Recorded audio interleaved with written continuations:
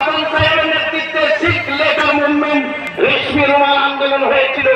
আপনারা জানেন ডক্টর পন্ডিত জওহরলাল নেহরুজি তিনি একটি বই লিখেছেন ডিসকভারি অফ ইন্ডিয়া। সেই বইয়ে জমিয়তের ইতিহাস আপনারা পড়লে পেয়ে যাবেন। নেতাজি সুভাষ চন্দ্র বসু যার একটা দিক আমরা জানি, কিন্তু আর একটা দিক ইতিহাসের পাতাতে ঢেকে রাখা হয় যে নেতাজি সুভাষ চন্দ্র বসু তিনি ছিলেন ওবায়দুল্লাহ সিন্ধি রহমতুল্লাহ আলাইহির সঙ্গে তার একনিষ্ঠ সম্পর্ক।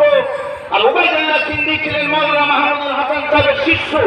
তো মাওলানা মাহমুদুল হাসান সাহেব রহমতুল্লাহ আলাইহি, ওবায়দুল্লাহ সিন্ধি রহমতুল্লাহ আলাইহি, মাওলানা আবুল কালাম আজাদ রহমতুল্লাহ আলাইহি তারা একত্রে ভারতের স্বাধীনতার স্বপ্ন দেখেছিলেন।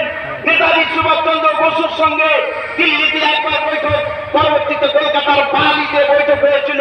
ওবায়দুল্লাহ সিন্ধি রহমতুল্লাহ আলাইহি বলেছিলেন, মাওলানা আবুল কালাম আজাদ বলেছিলেন নেতাজিকে, বলো নেতাজি এই ভারতবর্ষকে ইংরেজ থেকে তাড়াবার জন্য বহির্বিশ্বের সহযোগিতা লাগবে, আপনাকে যেতে হবে বহির্বিশ্বে। আপনারা অবগত আছেন নেতাজি সুভাষচন্দ্র বসুকে ছদ্মবেশে কলকাতায় তিনি লুকিয়েছিলেন, কিছুদিন চোখের আড়ালে ছিলেন।